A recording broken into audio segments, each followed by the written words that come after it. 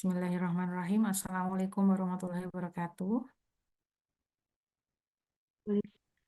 Baik, terima kasih. Bertemu lagi ya dengan Bu Nungki. Jangan bosan untuk semester ini 2 kali ketemunya. Pertama ada fisioterapi geriatri, yang kedua adalah penunjang diagnostik fisioterapi.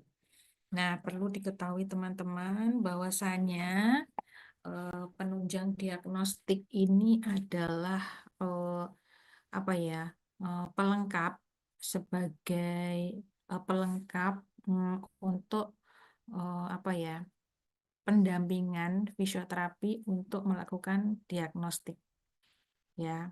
Jadi penunjang ini gunanya untuk apa ya memvalidkan apa yang menjadi diagnostik fisioterapi. Teman-teman di sini ada yang sudah tahu ya diagnosis fisioterapi ada apa saja?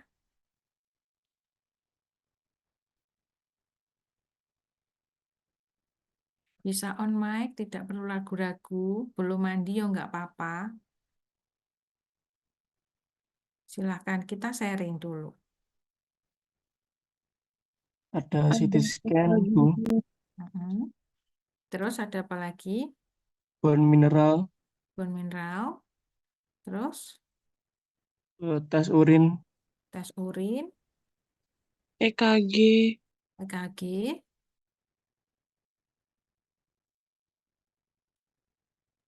sama pernah X-ray, Bu. X-ray. Baik. Teman-teman pernah melihat foto ronsen? Minimal pernah. Bu. Oke, baik. Itu salah satunya. Ya, baik. Eh, Penunjang ini macam-macam. Salah satunya adalah hasil lab. Hasil lab itu terdiri dari darah dan urin. Ya. Nah, dari darah itu bisa dilihat apa saja, atau komposisi lemak, atau apa ya hasil metastase peradangan di tubuh itu bisa dilihat dari darah. Nah, kalau urin biasanya kenapa urinnya berwarna eh, pucat, putih, terus kemudian berbau. Nanti kita akan bahas di urin. Teman-teman sekalian, penunjang diagnostik ini memang apa ya, sebagai pendamping asesmen. Ini teman-teman sudah dapat ya mata kuliah asesmen. Sudah, Bu. Oke, kalau sudah berarti tinggal melanjutkan. Berarti kalau asesmen itu kan pertanyaan berkaitan dengan keluhan utama, eh, riwayat penyakit terdahulu, riwayat pengobatan, seperti itu kan. Terus ada pemeriksaan juga, pemeriksaan spesifik dan pemeriksaan penunjang berupa gerak fungsi tubuh ya. Terus kemudian ada pengukuran. Pengukuran sudah dapat belum? Sudah pernah? Atau baru ini juga pengukuran? Sudah, Ibu. Sudah nggih. Baik, Iya. penunjang. Nggih. Baik, berarti kalau misalnya proses asesmen sudah dapat, terus pengukuran juga sudah dapat, pemeriksaan spesifik sudah dapat, berarti tinggal memantapkan di mata kuliah penunjang diagnostik fisioterapi. Ya, ini butuh kejelian dari teman-teman ngetes apa ya kemampuan teman-teman untuk menelisik permasalahannya apa sih dari segi atau sisi yang lain selain dari pemeriksaan fisioterapi. Itu ya untuk penunjang diagnostik. Kebetulan teman-teman ini apa ya masuknya sudah semester 5, jadi tinggal apa ya meneruskan dari pengukuran dan asesmen. Teman-teman sekalian, untuk pengantar penunjang diagnostik, materinya Bu Nuki sudah kirimkan di grup, bisa dibagikan dengan teman-teman. Nah, kebetulan ini kita baru ketemu pertama kali untuk penunjang diagnostik, jadwal praktikumnya belum ada. Nanti Mbak Afifah minta tolong dibagi ya, sesuai dengan kelas apa ya, kelas praktikumnya. nanti dibagi dua, kelas praktikumnya itu menjadi dua, yaitu tentang darah dan urin. Ya, gitu. Jadi minggu depan kita sekaligus presentasi dua kasus, yaitu pemeriksaan laboratorium urin dan darah, mengingat minggu kemarin kita sudah kosong, begitu. Terus untuk minggu selanjutnya, oh ya, eh, dosen penunjang itu ada dua, teman-teman. Kebetulan saya dengan Pak Bayu.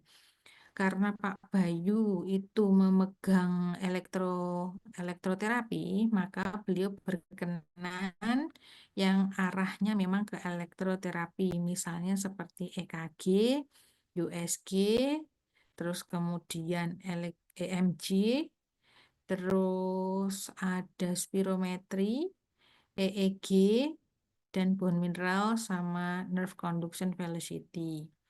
Nah, teman-teman sekalian, karena minggu depan kita puasa, sebaiknya bagaimana? Gitu. Saya apakah langsung praktek di lab atau online selama puasa ini atau seperti apa? Silahkan.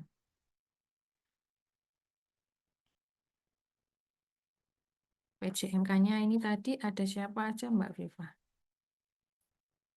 Ada Bilkis, kemudian ada Jul, sama Heeh. tadi ada Salsabila. Oke, Mbak minta tolong itu dirundingkan karena ini berkaitan dengan apa ya, kegiatan spiritual kita di bulan Ramadan ya, tanpa mengurangi apa itu namanya, apa ya, ibadah kita, pahala ibadah kita juga, tanpa mengurangi ilmu yang kita cari saat ini, begitu. Untuk kelompok praktikumnya sudah dibagi belum, Mbak Viva? Dari laboran belum ada, Ibu. Ini kami masih tanya-tanya dari teman-teman ASDES juga. Asli. Nggih, baik. Biasanya kan ini aja. Nanti untuk sementara waktu ini kan ada tiga kelas ya, Iya, Ibu. tiga kelas. Nah, satu kelas nanti dibagi dua. Nanti minggu depan kita sesuaikan jadwalnya. Jadi satu kelas itu dibagi dua, urin dan darah, ya. Urin dan darah ini membahas tentang misalnya seperti definisi, terus macam-macam darah, terus ada hasil lab darahnya, ada hasil lab urinnya juga, seperti itu. Terus indikasi pengobatan. Jadi ada di sini semua ini nanti saya kirim ke teman-teman ya biar teman-teman juga mencari acuan untuk pembahasan minggu depan. Dan sebaiknya sebelum presentasi konsul dulu ke kami agar nggak terjadi apa ya, nggak terjadi eh, kesalahan dalam presentasi. Untuk itu teman-teman dalam mempresentasikan sebaiknya ada hasil yang dibedah begitu. Ya, ada yang ditanyakan? Ini berlaku juga untuk materi-materi saya ataupun materi Pak Bayu ya. Begitu. Di sini Bunuki ekstremitas atas dan ekstremitas bawah itu untuk minggu selanjutnya. Ya. Apakah berkenan teman-teman ketika puasa ini harus presentasi di kampus atau harus praktikum?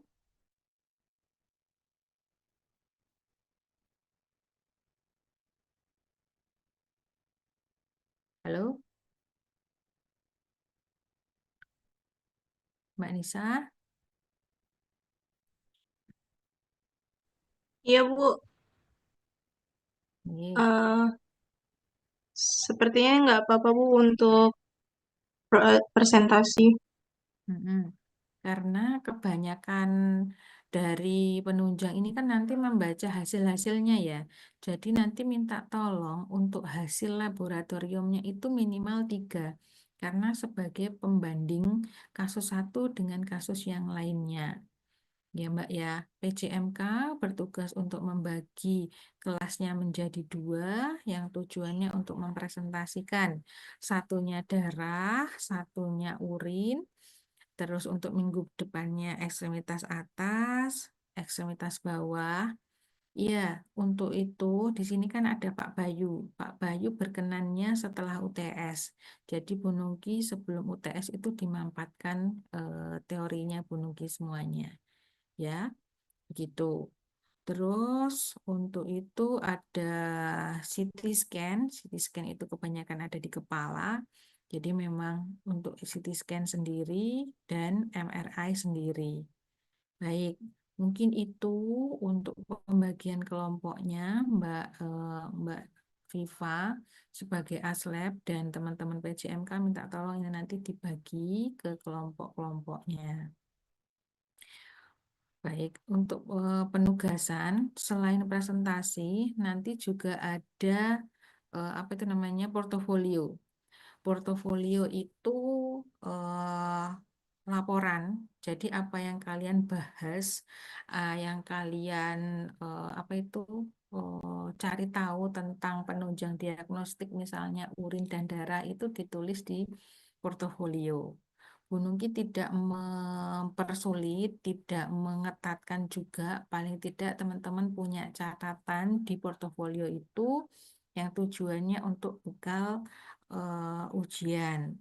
Terus kemudian karena ini banyak membaca hasil ya, sebaiknya hasil-hasil tersebut di apa ya, dibahas dulu atau didiskusikan dulu dengan kelompoknya. Ya, terus kemudian ini eh, apalagi ya saya lupa. Hmm, itu dulu kali ya. Terus untuk apa lagi ini? Untuk sebentar lupa. Ini Bu Nuki sudah share tentang pengantar ya, pengantar penunjang diagnostik. Jadi sudah saya kirim, bisa dibaca. Tapi ini kita review bersama ya.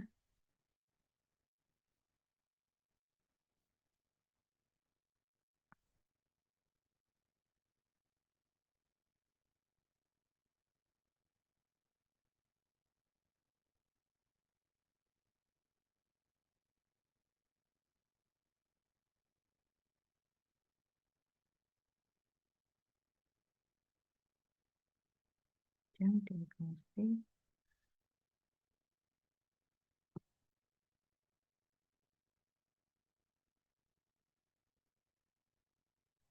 sudah terlihat.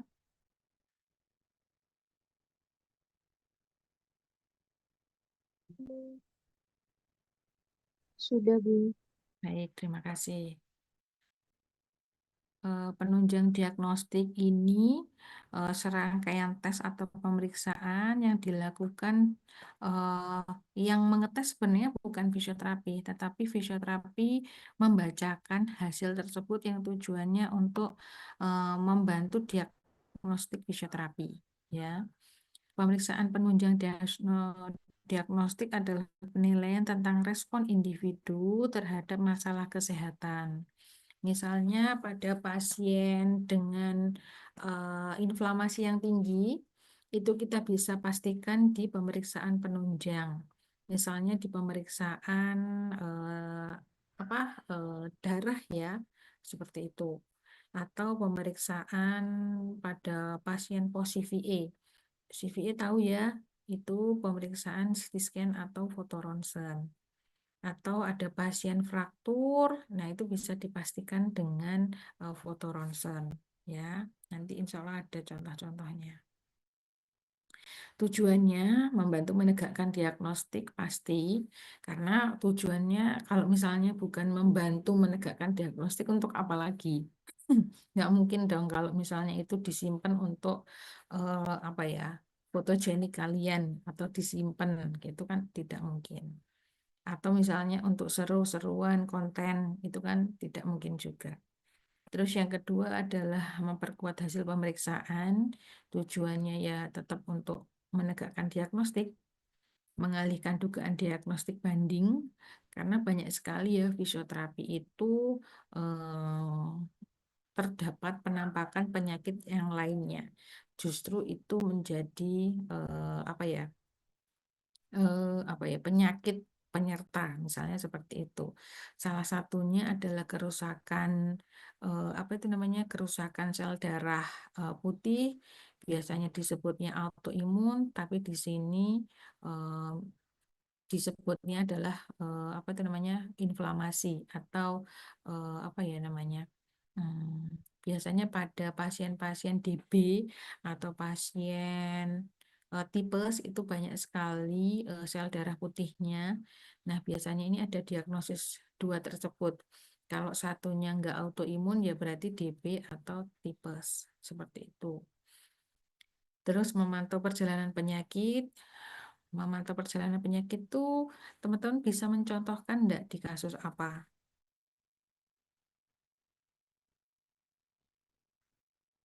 Contohnya apa untuk memantau itu?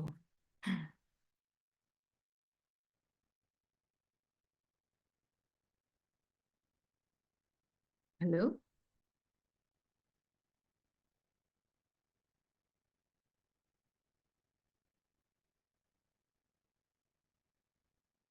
Ada mahasiswanya ya?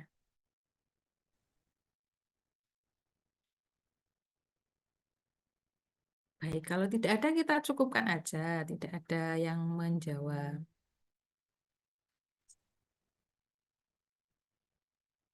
Diabetes Bu mungkin. Diabetes. Kenapa kok diabetes, Mbak? Kalau misalnya memantau perjalanan penyakit diabetes itu kan sepengetahuan saya sifatnya progresif. Jadi kalau misalnya yang awalnya dicek dari pemeriksaan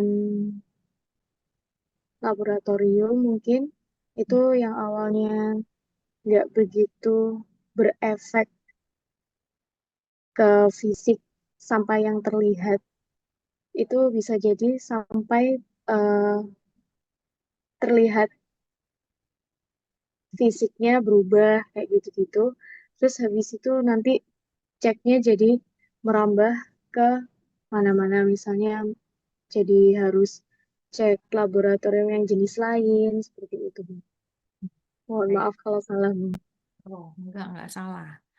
Eh, sudah tepat, Mbak Vinda. Berkaitan dengan penyakit diabetes itu karena sifatnya progresif dan kemudian belum tentu kapan dia selnya membaik belum tahu, maka ini bisa dipastikan melalui pemeriksaan darah seperti itu, seperti darah rutin, misalnya puasa atau saat ya. Teman-teman, apakah pernah melakukan pemeriksaan tes darah? Minimal yang pernah di Opnam ini akan pernah melakukan pemeriksaan darah ya, darah lengkap begitu. Entah yang keracunan ataupun yang apa itu namanya, penyakit inflamasi ini bisa terdeteksi melalui darah begitu. Ini sudah betul sekali bahwasannya di darah kita itu banyak sekali kandungan-kandungan zat kimia ataupun eh, bukan berarti kita minum manis terus darah kita jadi manis, tidak, tetapi melainkan HbCAg kita tinggi begitu. Ada lagi kah yang progresif selain kadar gula darah? Mungkin seperti kanker atau osteoartritis seperti itu, Bu. Oke, baik, terima kasih. Penyakit-penyakit yang progresif lagi yaitu penyakit yang sifatnya metabolik. Ya, metabolik itu kan sempat disinggung juga di geriatri, ada penyakit hipertensi, penyakit apa itu namanya, asam urat, terus kemudian ada satunya asam urat itu apa? Eh, Kolesterol. Kolesterol itu adalah bentuk-bentuk dari hasil molekulnya metabolisme. Nah, itu biasanya bisa dilihat dari prosesnya darah begitu. Baik, kalau dari urin, ada gambaran nggak teman-teman?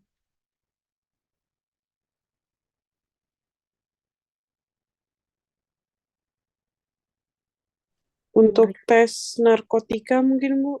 Ya, betul. Tes narkotika. Itu ketika teman-teman tes masuk kuliah, pakai itu juga kan? Pakai Iya, tes itu enggak? pakai, Bu. Pakai. Nah, itu penting. Ya, ada yang sifatnya jangka panjang, ada yang jangka pendek. Jangka panjang itu berarti konsumsinya memang sudah adiktif, ya. Misalnya seperti tidak hanya narkoba, melainkan kita adiktif terhadap obat tertentu, misalnya seperti peningkat stamina. Nah, itu biasanya adiktif ke tubuh kita dan itu bisa terdeteksi di urin. Contohnya seperti vitamin atau suplemen makan yang kita konsumsi yang tujuannya untuk meningkatkan performa itu biasanya akan adiktif di tubuh. Contohnya kalau kita nggak minum kita jadi galau, jadi lemes, jadi nggak karuan rasanya. Nah itu sudah terjadi adiktif di tubuh, ya. Itu contohnya. Terus kemudian ada lagi misalnya seperti pemakaian cat rambut. Nah, itu ternyata bisa dideteksi melalui urin juga, ya. Atau lotion atau apa yang nempel di tubuh kita itu bisa terdeteksi melalui urin jika digunakan dalam waktu yang panjang. Itu ya. Baik, kalau sudah punya gambaran ini sudah baik sekali. Memantau perjalanan penyakit, menentukan prognosis. Maksudnya menentukan prognosis itu seperti apa?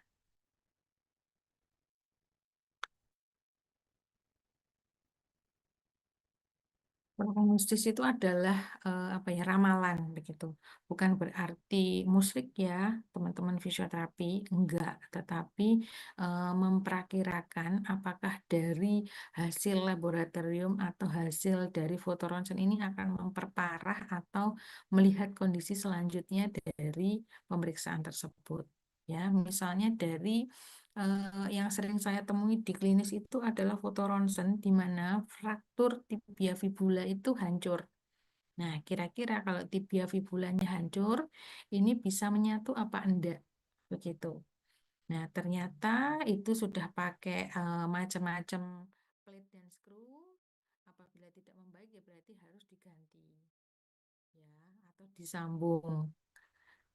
Seperti halnya malunion. Malunion tahu ya, tidak sempurnanya dalam penyambungan tulang. Seperti itu. Ini bisa membantu fisioterapis untuk menentukan prognosis ke depannya. Jadi kalau misalnya waktunya weight bearing, belum waktunya non weight bearing, berarti seperti apa prosesnya, ya harus diantisipasi. Terus kemudian menentukan intervensi. Tentu salah satunya yang paling sering adalah yang terjadi kelalaian itu pada pasien post CVA. Post CVA itu ada 3 eh, fase golden period ya. Apa aja fase golden period pada pasien post stroke?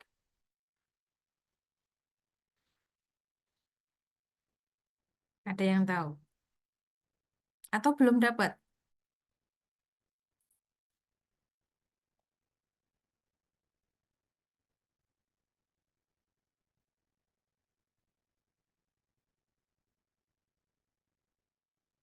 Belum dapat, belum. Oh, neuro belum dapat.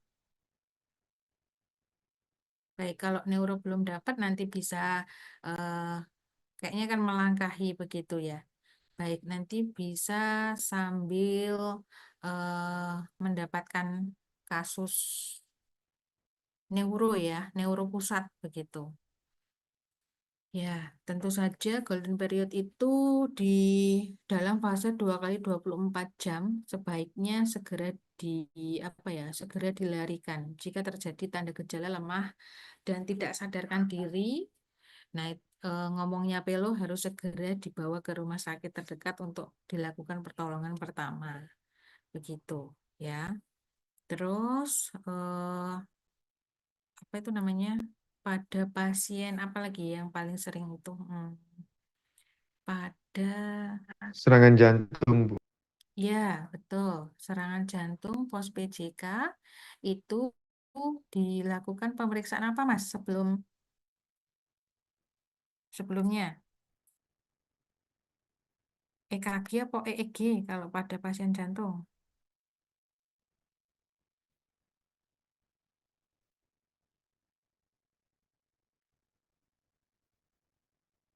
EKG, Bu.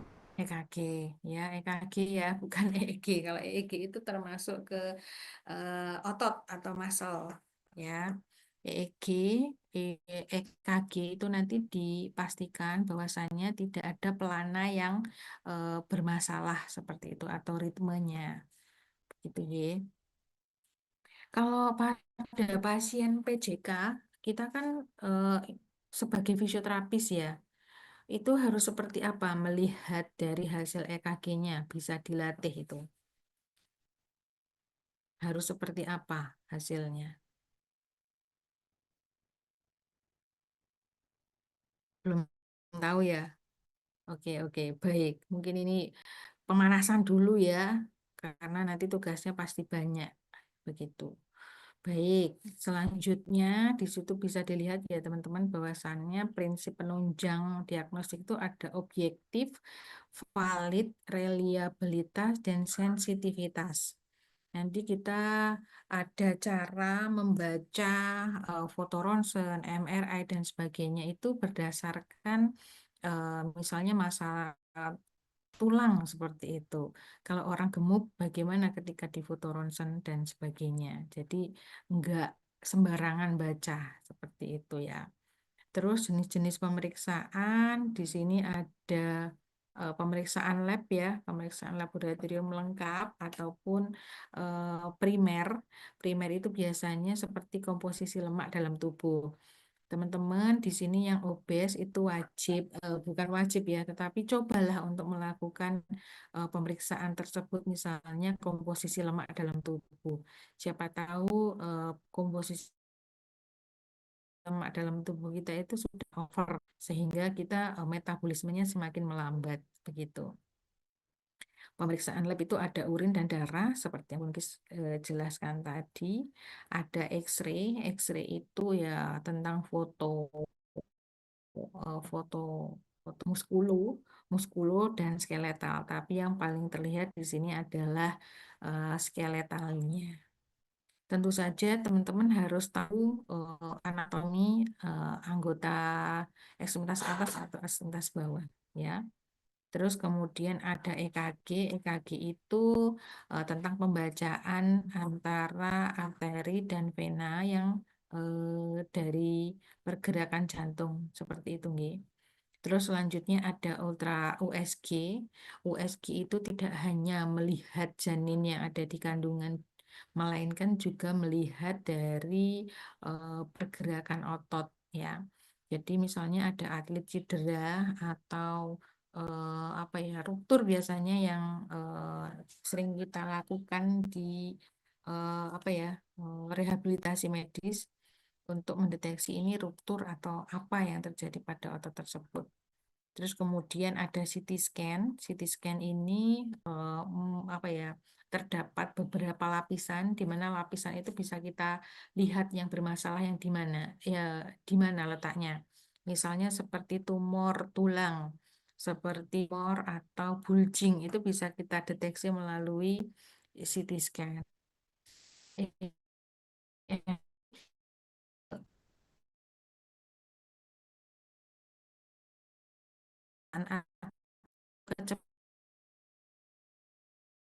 Mendapatkan apa ya, reaksi apa ya, telat begitu ya. Misalnya habis dicubit temennya tapi baru bales sekian detik. Nah, itu sudah lemot itu termasuk. Nah, makanya kalau pada atlet ini disebutnya tes kejut atau tes apa ya, agility-nya, kecepatannya dalam merespon. Makanya kalau atlet-atlet itu sebelum dia apa belum direkrut menjadi atlet, nah itu harus diperiksa dulu untuk EMG-nya untuk mengetahui ketepatan kekuatan ototnya seberapa cepat begitu.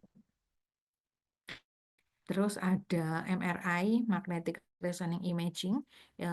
Ini juga bisa mendeteksi tumor ataupun tumor tulang ini seringkali kita bisa lihat di sini ya. Terus kemudian ada spirometri, peak flow meter. Sebenarnya ini masuk di pemeriksaan, tetapi pemeriksaan kemarin sudah dapat belum? Pemeriksaan peak flow meter dan VO2 max sudah dapat belum di pemeriksaan?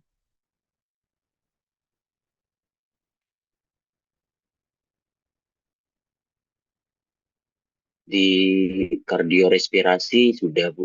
Oh, sudah dapat ya. Baik, nanti Ya. spirometri, peak flow meter sama pulse oximeter sudah dapat.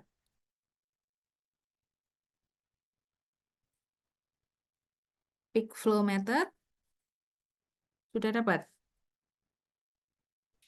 Sudah, Bu. Sudah. Pulse oximeter sudah dapat juga. Gimana Mas Rido? Kalau untuk pulse oximeternya masih belum dapat. Oke, baik.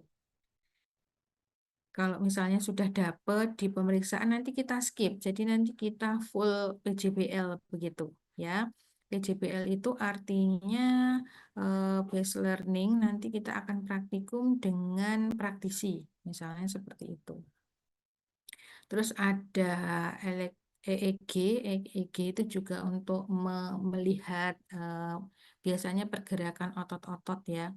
Karena selama ini kalau misalnya untuk lansia atau dewasa itu tidak begitu digunakan, melainkan ini lebih banyak digunakan pada atlet-atlet seperti itu. Oke. Terus kemudian ada bone mineral density yang tujuannya untuk apa ya, mengeksplor bagaimana sih terjadinya osteoporosis begitu. Jadi pada pasien-pasien yang tulangnya keropos itu disebabkan oleh apa dan bisa kita identifikasi melalui alat ukur densitometer. Densitometer itu sering kita jumpai di ini apa itu namanya Car Free Day ya. Biasanya dari keperawatan gitu memunculkan alat tersebut karena alat ini mudah dibawa dan akurat, hasilnya lebih cepat begitu. Ya, memang digunakan untuk usia 60 tahun ke atas. Kalau misalnya usianya masih 40-an, belum diperkenankan. Ya. Terus kemudian ada nerve conduction velocity, tujuannya untuk meningkat apa ya, mengetahui rangsang atau respon dari saraf ketika ada respon begitu. Nanti ini akan kita deteksi melalui alat TENS ya, NRAF yang biasa kita gunakan. Terus kemudian ada, baik mungkin itu yang bisa Bu Nungki sampaikan berkaitan dengan apa itu ya, pemeriksaan penunjang. Mungkin ada yang ditanyakan?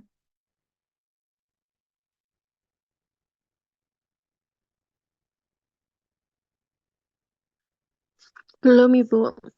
Belum. Baik, minta tolong nanti karena kita penunjang itu hari Rabu ya. Jadi paling tidak hari Senin itu sudah konsul berkaitan dengan apa yang mau dipresentasikan. Ya, baik mungkin itu saja yang bisa Bu Nungki sampaikan.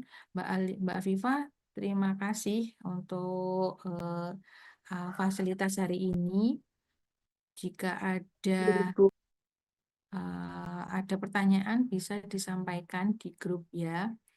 Mohon maaf Bu Nungki buat grup, ini adalah lanjutan dari grup-grup sebelumnya. Gitu. Baik mungkin itu yang bisa Bu Nungki sampaikan. Terima kasih, semoga bermanfaat. Billahi fisabil haq wastabil khairat. Wassalamualaikum warahmatullahi wabarakatuh. Waalaikumsalam. Waalaikumsalam warahmatullahi wabarakatuh. Waalaikumsalam. Terima kasih, Bu. Terima kasih, Bu. Mbak Viva minta tolong absen hari ini, jadi saya bisa lanjutkan ke sistem. Oke, terima kasih. Baik, Ibu. Oke. Terima kasih, Bu.